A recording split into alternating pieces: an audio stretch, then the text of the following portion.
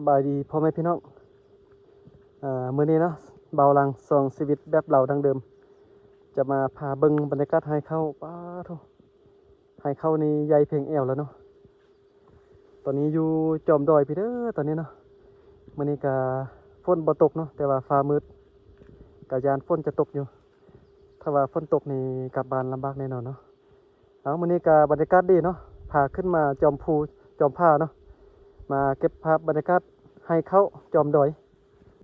อันนี้เป็นบรรยากาศให้เข้าจอมดอยเนาะอยู่จอมภูจอมผ้าเนาะป่าทุกงามขนาดแต่ว่าเส้นทางนี้ถ้าว่าฝนตกนี่กลับบ่ได้เด้ถ้าว่าใดก็จะลำบากนะเพราะว่าเคยมาตอนฝนตกเท่านึงโอ้กลับเหินเกือบบ่ได้นะส่งเสื้อจนว่าขาดมาเนาะเสื้อกันฝนนะเบิ่งให้เข้ากับเขี้ยวงามทั้งว่าเดินทางมาจะลำบากแต่ก็ยากมากนะเพราะว่าให้เข้านี่สวยงามขนาดนะเบิ่งเส้นทางขึ้นไปตามจอมภูพุ่นเนาะให้เข้ามาส่วนนี้ก็ใหญ่เพียงแอวแล้วเนาะงามขนาดให้เข้านี่เป็นภาพบรรยากาศที่ห้าเบิ่งได้ยากเนาะเพราะว่าแต่ละปีนี่จะบ่เฮ็ดบนเก่าเด้อเนาะยกตัวอย่างคือบนนี้ถ้าว่าปีนี้เฮ็ดบนนี้แล้วอีกประมาณ 7-8 ปีข้างหน้าจึงสามารถกลับมาเฮ็ดบนเก่านี่ได้เด้อเนาะจะเปลี่ยนบนใหม่ไปเรื่อยๆเนาะการเฮ็ดให้เข้านี่ต้องบอกเลยว่าดุมันอย่างเดียวบ่พอเนาะสุขภาพต้องแข็งแรงเพราะว่าต้องบุกเบิกนะทางป่าตัดต้นไม้แบบนี้เฮ็ดให้เนาะเราเขี้ยวงามขนาดเบิ่ง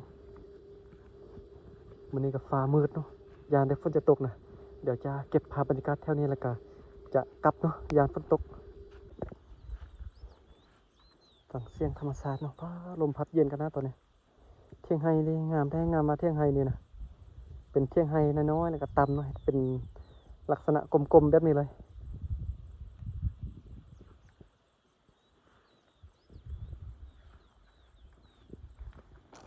ยามแต่ฝนจะตกนะเดี๋ยวเข้าไปเบิ่งเที่ยงไฮเขาจะเป็นจังไดโอ้ได้กลมได้รอดเข้าไปเนาะเพราะว่าเป็นเที่ยงไฮที่ต่ำนี่เข้าไปเบิ่งเป็นจังไดไฮเที่ยงไฮนี่โอ้นี่บรรยากาศคักขนาดเนาะวันนี้จะมีเวกเนาะเป็นอุปกรณ์กันทางหญ้ามีหม้อมีถ้วยเนาะแล้วก็มีบ่วงนะอันนี้ก็เป็นบ่วงใบตักของกินเบิ่งป้าทุกคักขนาดเป็นตาสะอ่อนธรรมชาติเนาะตุกน้ำกินนั่งอยู่นี่ชมวิวคักขนาดเลย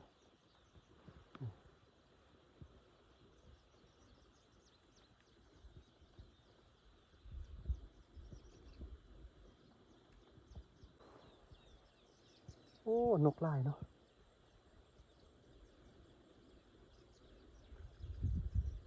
ที่จอมภูเพิ่นก็มีบ้านคนเนาะโอ้ฝนตกทางพุ่นน่ะได้ยินเสียงฝนตกเนาะ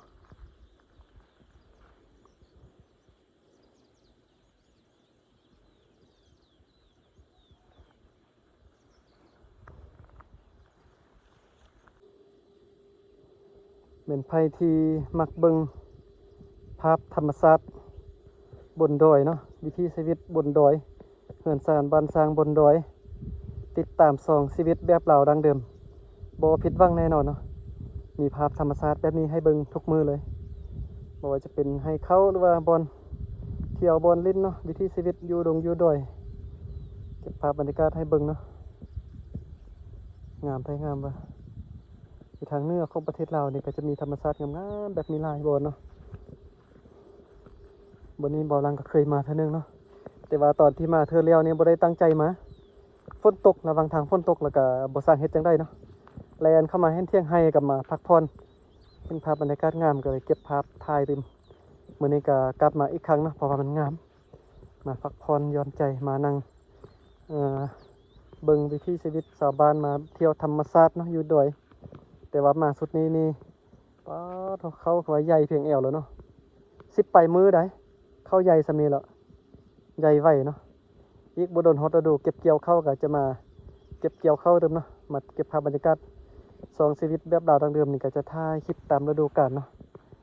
ฤดูกาลปลูกข้าวทางหญ้าฤดูเก็บฟืนฤดูเก็บเกี่ยวข้าวเนาะวิถีชีวิตชาวบ้านอยู่ดอยนะจะเก็บภาพบรรยากาศทุกๆฤดูกาลนะฝาก FC ทุกคนได้เบิ่งได้ชมไปนำกันตัวอย่างเราไปเบิ่งโอ้ยานหมื่นเลย เป็นจังได๋เชียงไฮ้จินดาสะอ่อนขนาดนะเชียงไฮ้แต่ละบอนแต่ละโอ้งามหมดเนาะเขาเจ้าสร้างแต่งเลยเป็นตูปแบบนี้นะถ้าว่าแต่งอยู่ในเมืองนี่คนน่าจะมักเนาะ ไปทางไทยฮุบอยู่ห้านอาหารแบบนี้นะบรรยากาศให้เข้านะงามทั้งงามอ่ะเบิ่งโอ้เป็นตาสะอ่อนนั่งนี่เนาะเวลาชาวบ้านเฮ็ดเวียกเมื่อยบ่เนาะกินข้าวกินน้ำมาพักผ่อนดังไฟอยู่บนนี้นี่นึ่งข้าวคั่วกินอยู่นี่นั่งกินข้าวอยู่นี่ชมวิวไปเนาะ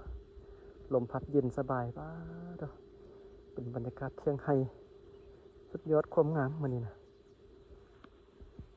นี่คือใบมันต้นเนาะ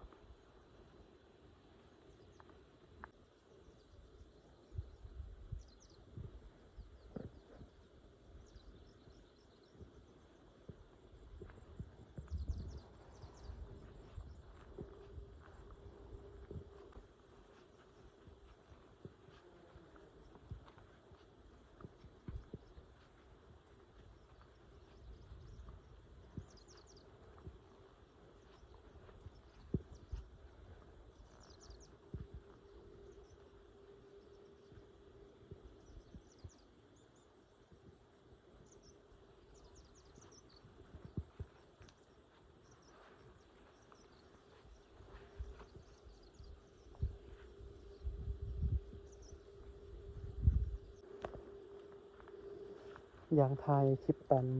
ยางต่ำให้เข้านี่ก็เบิ่งกองได้ยานลมได้เคยลมหลายเทื่อแล้ว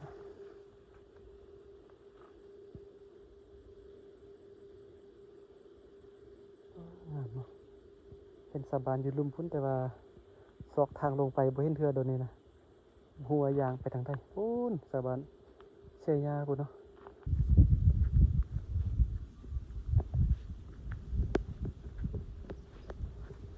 โอ้มีลมพัดแบบนี้เย็นขนาดเลยงามเนาะให้เข้านี่อยู่ทุกจุดทุกมุมงามแท้งามเนาะ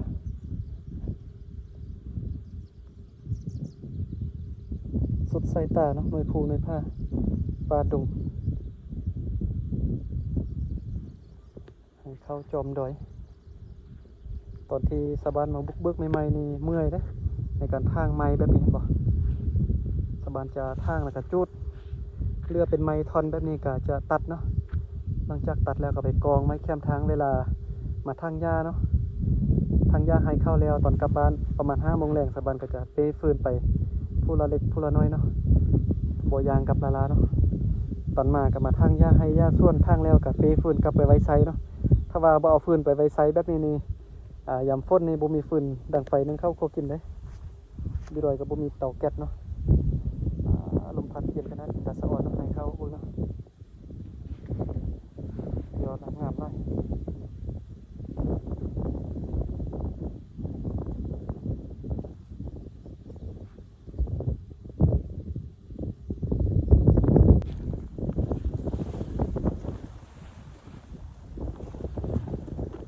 เย็นจ่อยๆ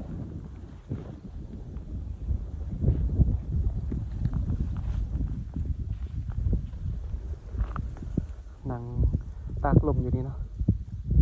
เย็นสบาย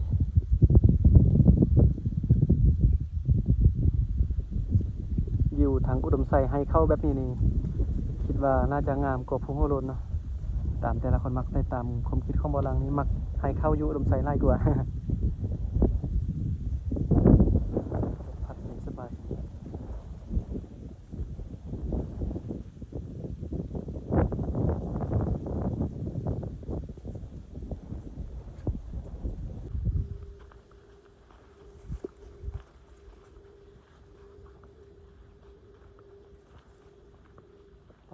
ไม่เห็นให้เข้าเที่ยงให้เต็มเจ้าจะแต่งน้อยๆแบบนี้นะให้ต่ำๆแบบนี้นะมันจะสบายนะเวลาฝนตกฝนลิ่นนี่ฝนจะบ่สะเข้าเนาะเครื่องบ่เปียกนะเขาจะเอาแต่งพอมานั่งเสาแดดเสาฝนเวลาทางยาอยู่ตามกลางให้ตามสั้นภูก็จะมีทางยางเนาะสะบานก็จะจงทางน้อยๆแบบมีพอยางไปให้ไปส่วนไปพักอยู่เที่ยงให้เนาะแต่ละจุดแต่ละบอนสั้นนี้ยังถือว่าบ่สั้นเลยเด้ให้เข้านะ บางบอนนี่สั่นนี่โอ้จนว่าได้จองกระต่อไหมเวลาไปทางหญ้านะคิดสภาพตอนเวลาที่เก็บเกี่ยวเข้าเนาะจะแบกเข้ายางขึ้นภูนี่โอ้แห่งเมื่อยนัดยางละลากันอย่างพอเมื่อยแล้วเด้อันนี้แบกเข้าตึมแล้วก็ตอนกลับตึมอีกเนาะโอ้แห่งนักหน้าจะนี่แหละเบาหลังจริงว่าต้องเป็นคนดุมันแล้วก็สุขภาพแข็งแรงจริงแค่ใดนะมันก็เที่ยงไฮอยู่นี่เนาะ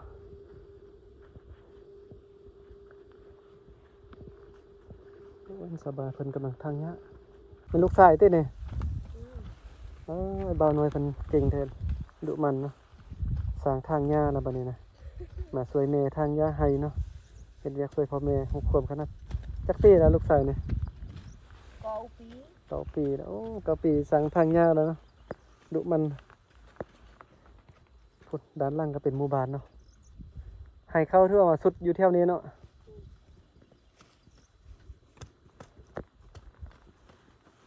ไปทางเอาเนาะบ่เสียดยาเนาะคันเสียดยาถือว่าบ่ดีล่ะหรือว่าเป็นจังได๋บ่ชีดยา บ่เสียดอ่ะทางเอาเนาะบางคนเขาเจ้าว่าเสียดยาฆ่าหญ้าแล้วไปเก็บผักกินบ่ได้ว่าจังนี้นะนี่ก็เป็นวิธีการทางหญ้าเนาะมาทุกมื้อเนาะมาแต่5-6 โมงเช้ามาทางหญ้าแบบนี้แล้วก็ตอนช่วยก็พักผ่อนตอนแรงก็กลับเนาะ5 โมงแรง6 โมงแรงก็กลับประมาณนี้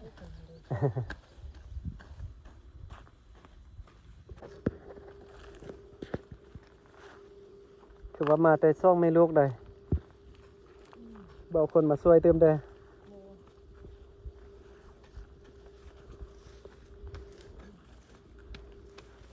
จะมาทางจะนี่เดือนหนึ่งแล้วบ่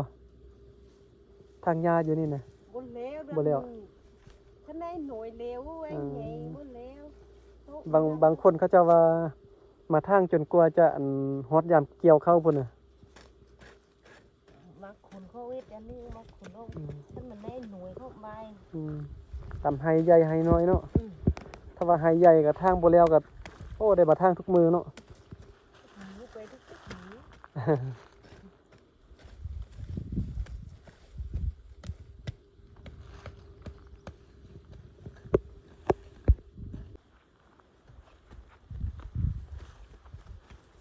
เบิ่งบางน้อยเป็นทางยากัน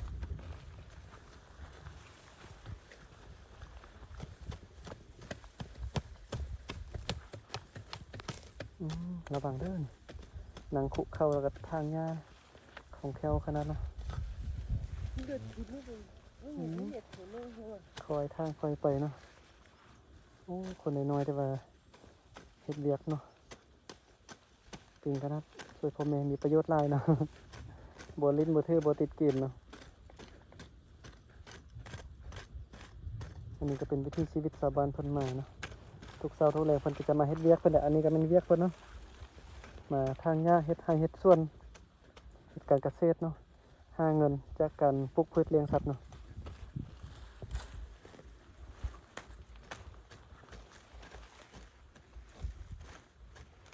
เพิ่นทางแบบนี้นี่เป็นหน่วยผู้เลยเด้เห็นบ่เดี๋ยวจะให้เบิ่งบรรยากาศเนาะเห็นบ่ให้เข้าจะนี่เพิ่นมาทางเป็นหน่วยผู้แบบนี้แหละทางหญ้าแบบนี้ไปดุมันเนาะบ่ลองมาถ่ายคลิปเบิ่งสมมุติว่าลองคิดเบิ่งว่าถ้าว่ามันเจ้าของมาทางหญ้าแบบนี้สิเป็นลมแล้ว ขนาดคิดซื่อๆได้นี่ เอาบ่เรื่องเนาะกันเรื่องก็ได้อยู่ในบ่เรื่องนี่ขนาดคิดว่าตัวเองมาทางหญ้าตัวนี้ยังสิเป็นลมเลยเมื่อย ย่างมาลาๆก็ยังบ่เมื่อยแล้วนะมาทางหญ้าเติมนี่โอ้บ่ไหวเนาะ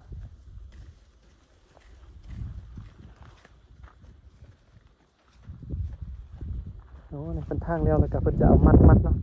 เกี่ยวๆแล้วมาเสียบใส่กระต่อไม้แบบนี้โอ้บ่ให้มันเต็งหญ้าเนาะบ่ให้เต็งเข้าเนาะเบิ่งชาวบ้านทางหญ้าอยู่นี่ก็สมควรนะผมพี่น้องลูกมันขนาดคนเก่งขนาดทางหญ้าจนเอาเป็นหน่วยผู้เลยโอ้ลูกมันขนาดเก่ง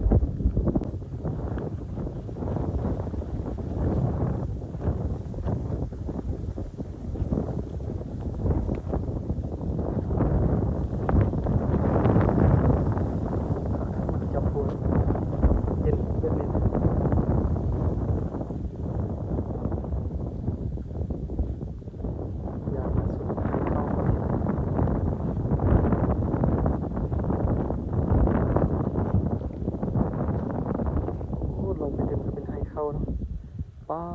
ดเลี้ยวหลังมาทางด้านนี้สุดยอดความงามพ่อแม่พี่น้องให้เข้า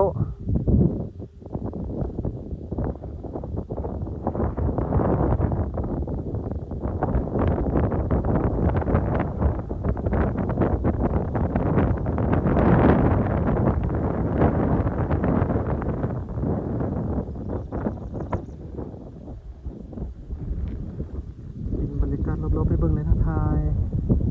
นี่แหละเบิ่งบรรยากาศสำคัญลมพัดเย็นสบาย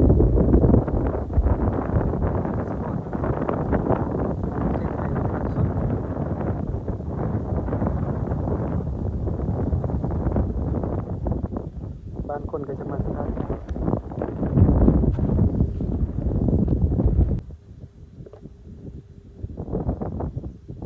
ลมพัดเย็นจะเย็นนะ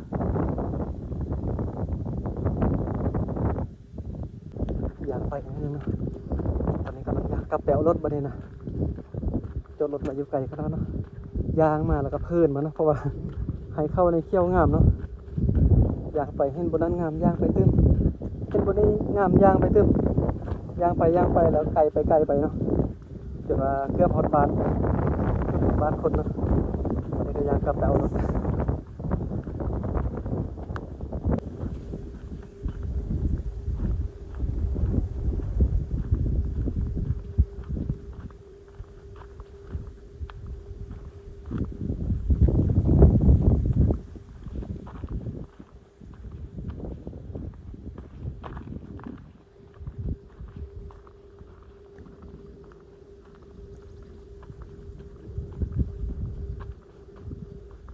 โอ้ยไก่เนาะยางข้ามหน่วยภูยางข้ามหน่วยภูในนั้นตึ้ม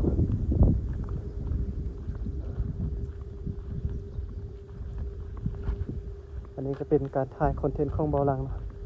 ยางตามป่าดงยางตามหน่วยภูหน่วยผ้าตามให้เข้าเนาะจะเอารถไปบ่ได้เด้บ่มีทางรถไปเด้ยางไปเนาะแต่ก็มักเนาะทั้งว่าเมื่อยแต่ก็มักเพราะว่ามักธรรมชาติเนาะมักตั้งแต่น้อยมักถ่ายรูปถ่ายคอนเทนต์แบบนี้นะ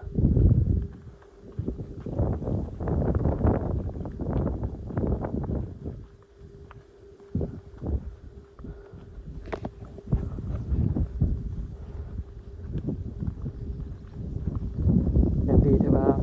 ฟ้าลมพัดเย็นนะ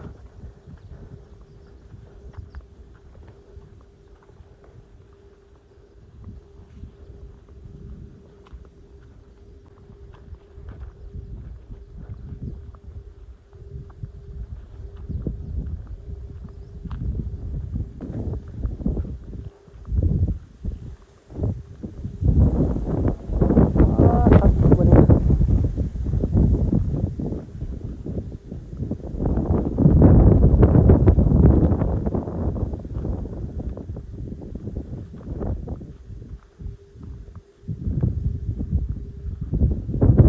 เบาหลังกาเบา100%เลยเบาแบบบ่อายเนาะว่าพาที่ติดตาม2ชีวิตแบบเราดังเดิมนี้บ่ผิดหวังแน่นอนเนาะถ้าว่าคนที่มักธรรมชาติเที่ยวงามแบบนี้นะให้เข้าแบบนี้เนาะสุดยอดเลยวันนี้ก็รู้สึกว่าดีใจหลายเนาะถึงว่าฝนจะตกหำหัวกะยาเนาะรู้สึกว่าคุ้มค่าแล้วที่ว่าเดินทางมาฮอดมาถึงบนนี้นะคุ้มค่าหลายเนาะเบิ่งธรรมชาติเป็นยังไงยอดเลย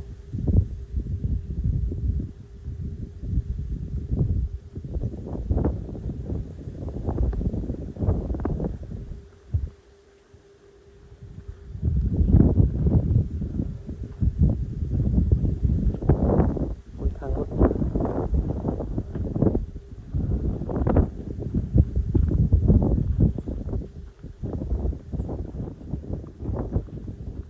ลมพัดเย็นสบายเนาะ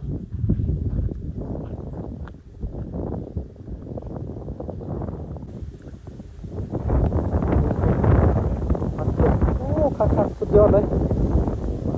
บรรยากาศคุ้มค่าแน่นอนเนาะคนจะตกหำหัวก็บ่สนใจแล้วตอนนี้นะมักบรรยากาศแบบมีแห่งเนาะ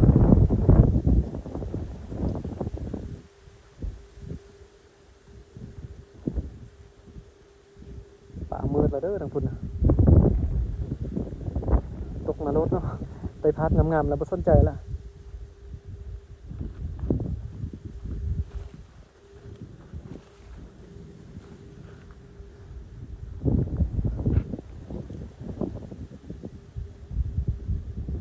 นี้นะหมอกปกคลุมไร่มาแล้วบนนั้นก็เป็นบ้านอีกบ้านหนึงเนาะจอมดอยพุ่นนี่เป็นจุดเป็นบอนไปมืดจริงครึ่งในบัดนี้นะโอเคเนาะตอนนี้ก็มาฮอดรถแล้วนี่รถของบอลังก็จอดอยู่นี่เนาะฟ้ามืดฟ้าห้องละเอามานี่บอลังก็จะได้ขออนุญาตจบคลิปจบคลิปเพียงเท่านี้เลยเพราะว่าจะมีฟ้าวออกจากหมู่บ้านนี้ก่อนออกจากแถวนี้ก่อนเนาะเพราะว่าทางบ่ดีนะทางดินแดงแบบนี้เนาะเพราะว่าทางหน้ามันจะเป็นดอยซันนะถ้าว่าบ่ออกจากตอนนี้ไวๆนี้ฝนจะตกนะจะกลับบ่ได้เนาะขอบใจพ่อแม่พี่น้องหลายๆเด้อที่มาเบิ่งมาชมเนาะเอาไว้เจอกันในคลิปต่อไปเด้อคลิปนี้ฟ้าวแห้งเนาะ